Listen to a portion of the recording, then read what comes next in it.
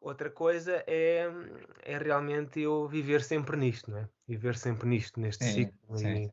E aí, claro está, não só estou a passar para trás por própria incapacidade ou por não conseguir mais que isto, estou a passar para trás aquilo que realmente interessa, que é algo na minha vida psicológica que está a precisar de atenção e, consequentemente, é a minha carteira, é possivelmente a vida financeira da minha família, económica da minha família, das pessoas que estão à minha volta, que começa também a estar em risco, não é?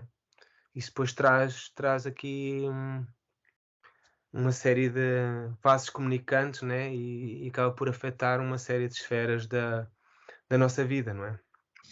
Sim, isso assim, se traz até assim, esse quadro mais abrangente para não ficarmos também só aqui numa perspectiva quase dual, como se o consumismo fosse por si só um bicho-papão, não é?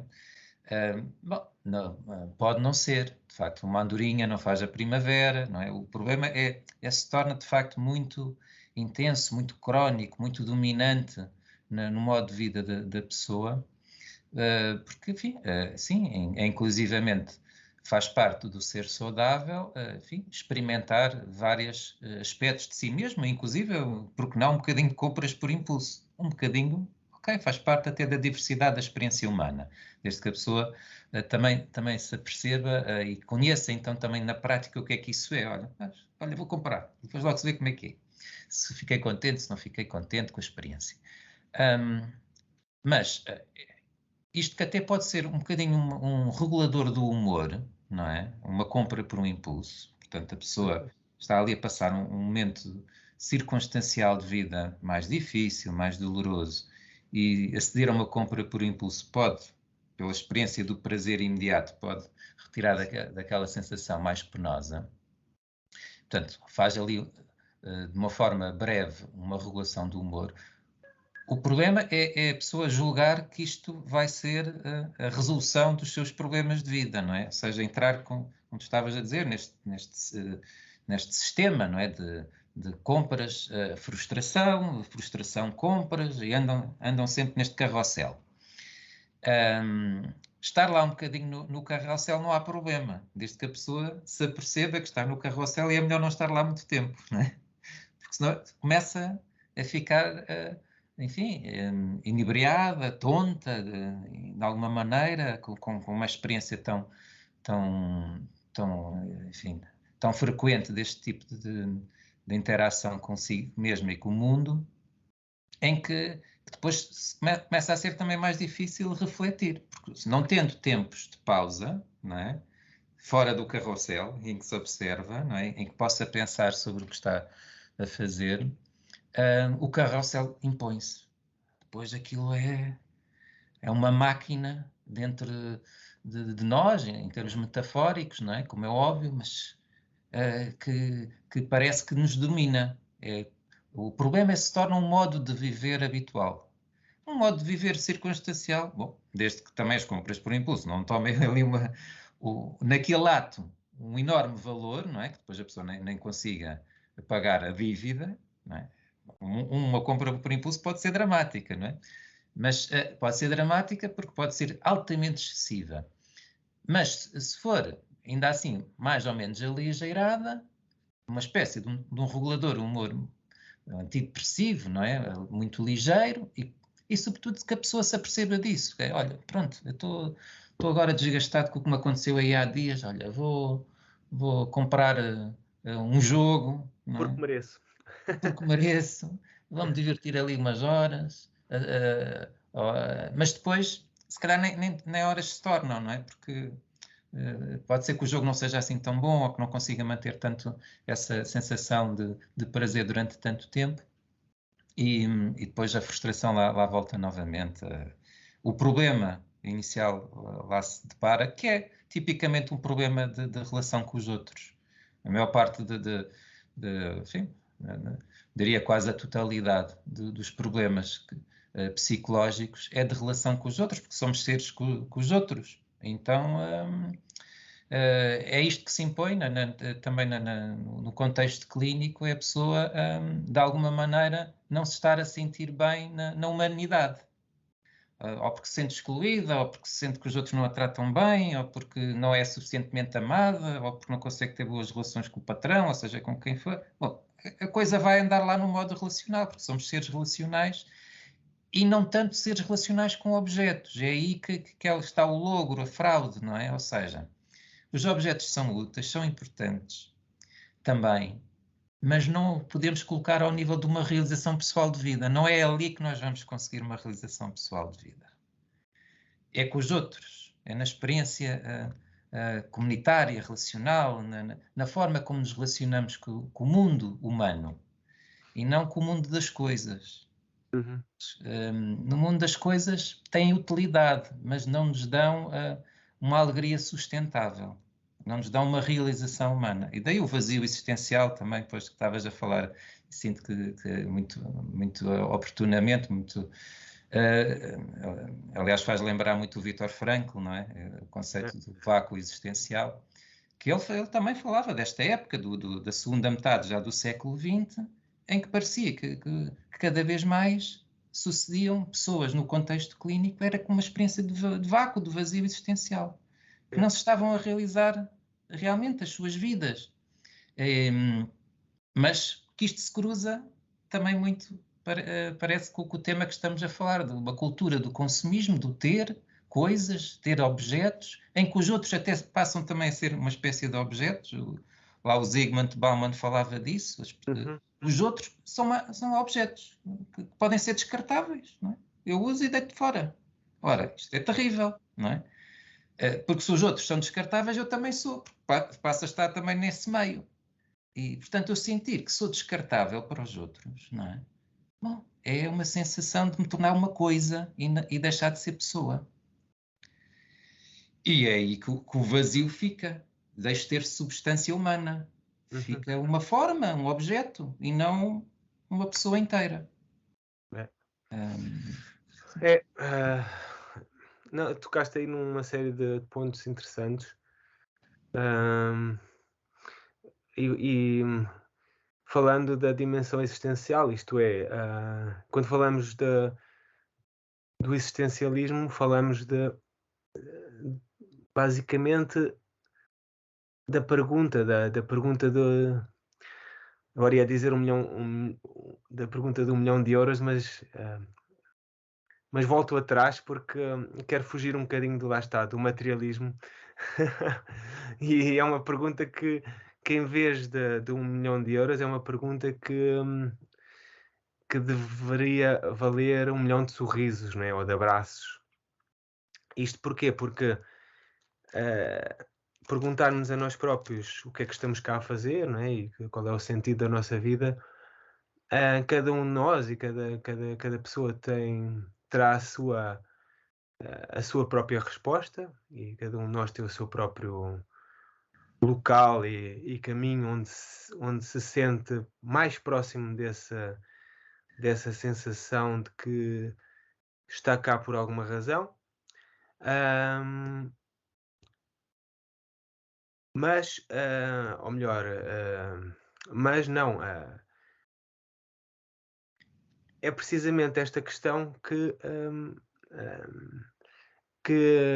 inevitavelmente, por mais diferente que possa ser a sua resposta, vai ter com certeza uma resposta próxima daquilo que é a relação, que passa por uma relação humana com outro humano, não é? E às vezes uma relação humana com outro humano pode ser até só, acima de tudo, connosco, não é? E, ou seja, se nós pararmos e conseguirmos escutarmos-nos e escutar o outro, nós vamos com certeza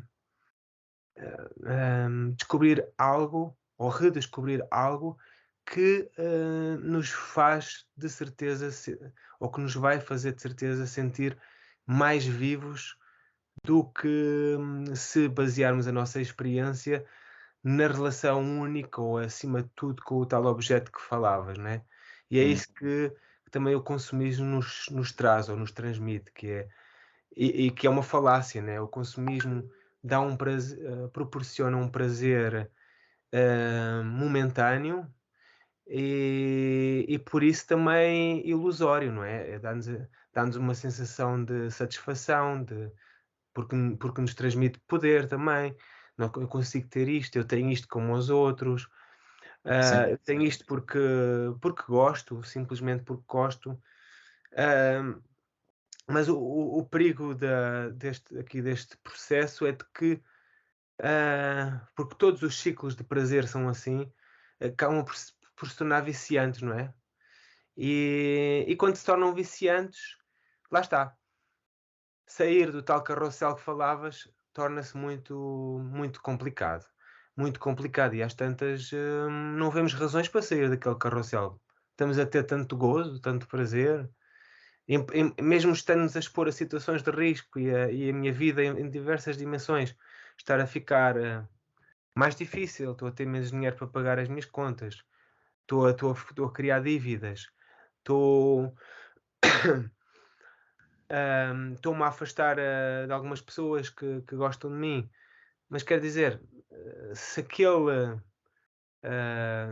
ciclo se me está momentaneamente e acima de tudo repetidamente a proporcionar-me gozo e prazer, porque é que eu vou sair daqui ou como é que eu vou sair daqui, não é? E isso é o mais difícil e o mais perigoso neste sim, consumismo, que tal como outros ismos, tem este problema do vício, né? E da obsessão sim, repetida, não é? sim, do hábito, qualquer coisa que fica muito cristalizado na pessoa enquanto modo de viver. Enquanto modo de viver, exatamente, sim. Mas é curioso também, porque há bocado estava a dizer, sim, que por um lado, até no contexto clínico, observo que muitas pessoas, não todas, mas muitas pessoas que acabam por chegar à psicoterapia querem ter esses resultados rápidos, não é?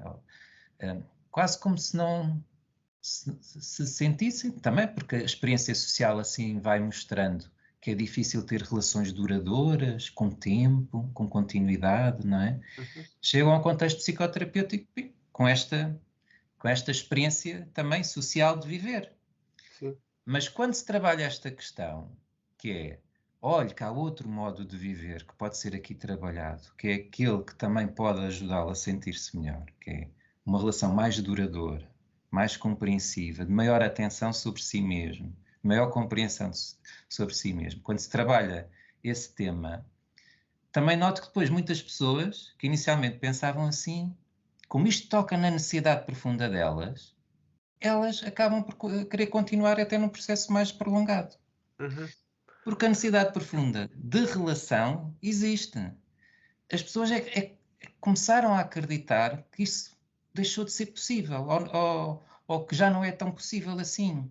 E que as pessoas estão mais isoladas umas das outras e que a comunicação é assim, por pequenos, por emojis e pouco Uhum. mais do que isso, não é? Ou por TikToks e coisas assim do género. Portanto, eu acho que uma próxima rede social se calhar vai se chamar Toca e Foge, ou pelo menos é assim Uhum. uma expressão mais realista, não é? Pelo menos não estou a enganar ninguém. Olha, e Ok. vamos para outra.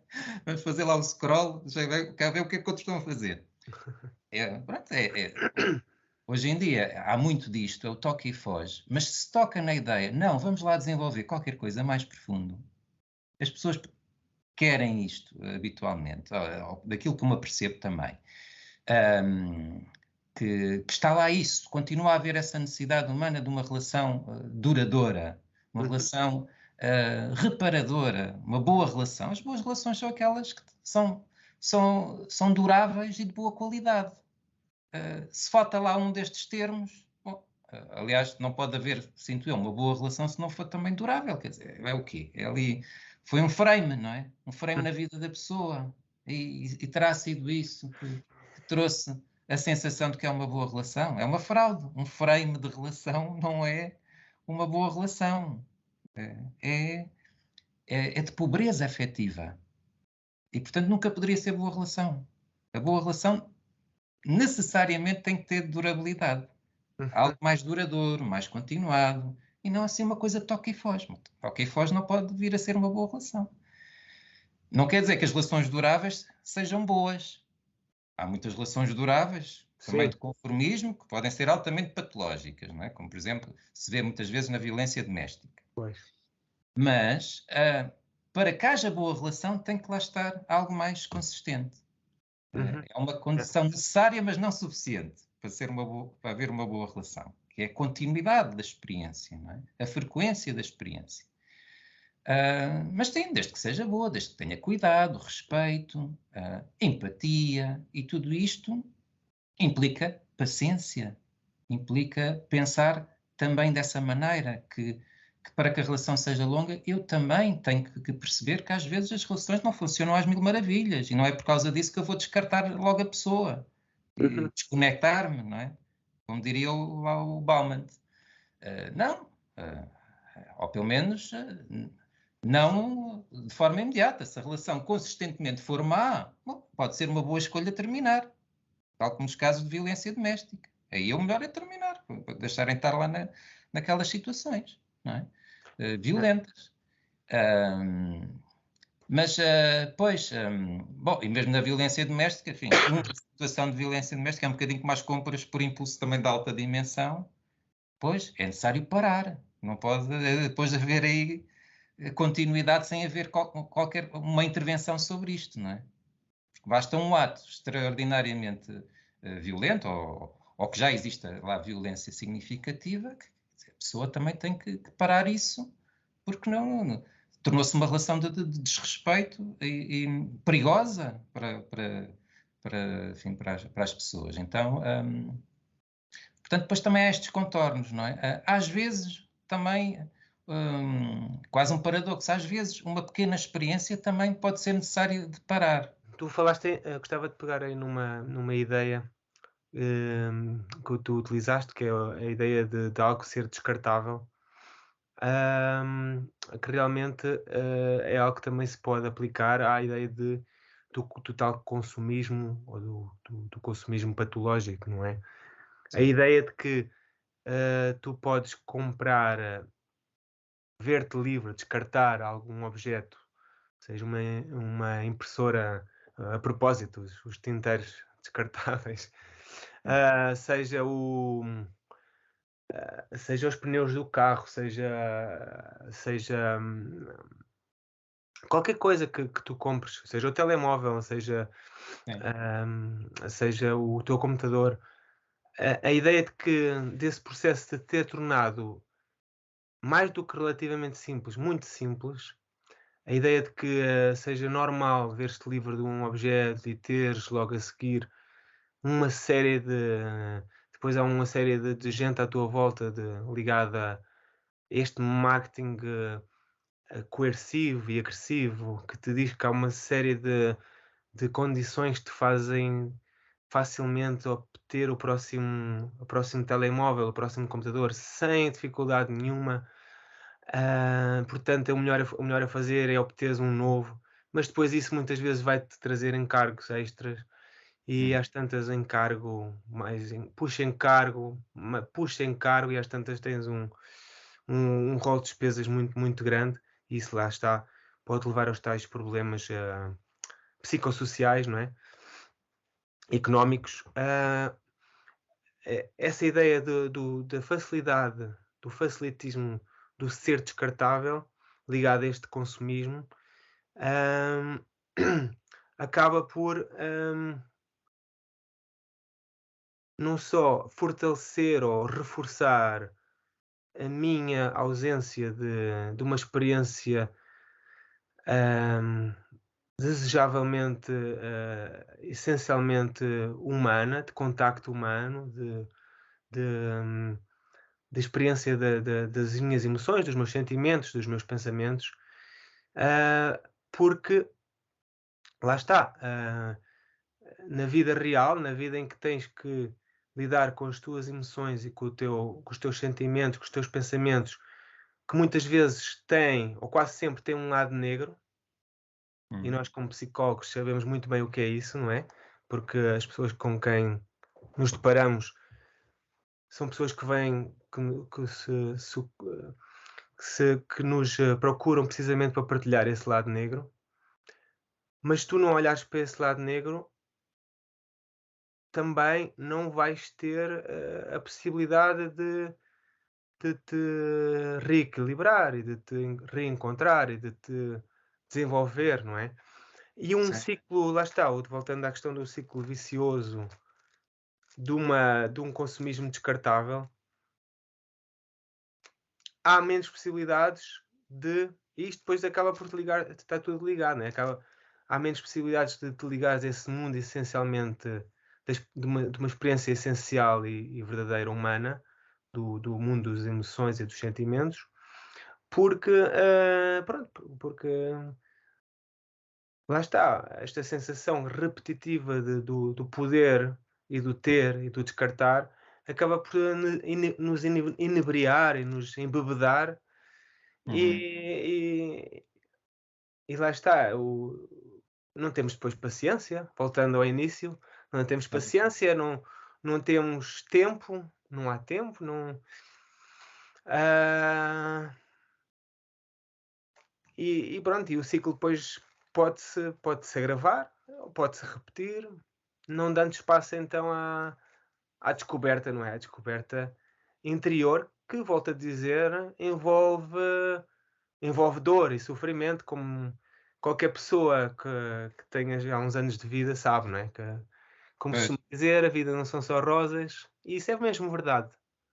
E é se sim, calhar isso que às vezes que assusta e que as pessoas não conseguindo ver isso ou não tendo suporte também para serem levadas para aí, para essa dimensão, acabam por recorrer a elementos distratores, né? Neste caso, o consumismo, que é o que estamos a falar, que temos estado a falar hoje, não é? sim. Pois, nestas relações ditas de descartáveis, não é? De usar e deitar fora. Pois, sim, por norma é necessário paciência, mas com limites, cá está. Há critérios que também não, há fronteiras que também não podem ser ultrapassadas, não é? Que é a dignidade humana, a integridade física das pessoas, porque a violência também nem sempre é só física, há violência psicológica, de inferiorizar, humilhar o outro, não é? Como há bocado dei aqui o exemplo da violência doméstica, pois, o exemplo clássico é o bater, mas não é só bater. Há o bater, bater entre aspas, da violência psicológica, não é? Dessa, de denegrir o outro, de rebaixar o outro, de desconsiderar o outro, não é? E que tudo isso são fronteiras que não devem ser ultrapassadas. Sendo ultrapassadas, aí é bom não ter paciência. Aí é uma exceção à regra, não é? Sem dúvida. Se as fronteiras da dignidade foram ultrapassadas, é bom não ter paciência. Temos que colocar o limite, e o limite é parar aquilo. Não é ser violento com o outro, que isso só iria gerar também mais violência, mas é parar a relação que está a ser violenta, que não é boa para nenhuma das pessoas, porque mesmo para o agressor também aquilo não é bom. Obviamente não é uma boa experiência humana que o agressor está a ter. Está a fazer mal a outra pessoa. Desenvolve culpa, nem que seja culpa inconsciente. Não é? Alguém que agride, que desvaloriza, que humilha outra pessoa, isto não lhe está a fazer bem. Está a fazer mal. O próprio agressor está a ser prejudicado. A vítima, desde logo, é muito evidente, mas o próprio agressor também precisa de uma ajuda terapêutica, certamente, não é? O que é que ela anda a fazer? Para estar a violentar outra pessoa. E, Sim. bom, mas se calhar estamos aqui a chegar mais ou menos à nossa hora, não é? Eu estava aqui a pensar. É, só queria já dar aquela imagem que, a propósito também, e para finalizar, da questão da paciência, se calhar uma boa imagem para terminar é esta, é aquele se há alturas em que não se pode, em que não há momentos para a paciência, é, é quando a casa está a arder e tu és o comandante dos bombeiros, tu não vais. Há coisas que não podes ser, que é democrático e paciente, não é? Pois, não dá para estar a refletir muito nessas situações. Não, vamos imediatamente para ali, porque aquela é a saída que nos vai É, levar à sobrevivência é. e, e Estar não a há. contemplar o incêndio não dá. Exatamente, tem que ser assim. Temos que ser rápidos aí, não é? Tem que ser rápido. Sim. Muito bem, estamos aqui. Olha, sim, vamos concluir então, não é? Sim, Sim, vamos concluir. sim.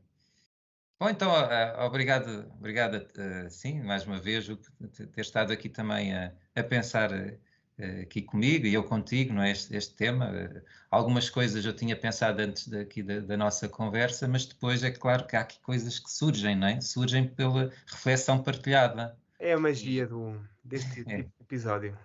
é, e portanto, torna A magia da também. conversa, não é? Da conversa. É, e com isto também mostramos, o nosso Beco com Saídas mostra também o seguinte, é que isto não é um projeto individual, é um projeto de grupo, de ligação, de relação entre nós todos, não é? Exatamente. Porque isto fazendo isoladamente pode ser feito, também dá, mas não teria, era o mesmo interesse, não teria a mesma riqueza da reflexão partilhada, isso não É, teria. é isso mesmo, Nuno. Olha, foi um prazer. Gostei muito desta nossa conversa e despeço-me e despedimos-nos de todos. Sim, Uh, um abraço a todos. Continuem-nos a ver-nos, a ouvir-nos. Nós gostamos muito. Comentem, falem de nós, façam perguntas. Sim. Sim, então até breve. Até breve. Um abraço também para ti. Igualmente. Obrigado.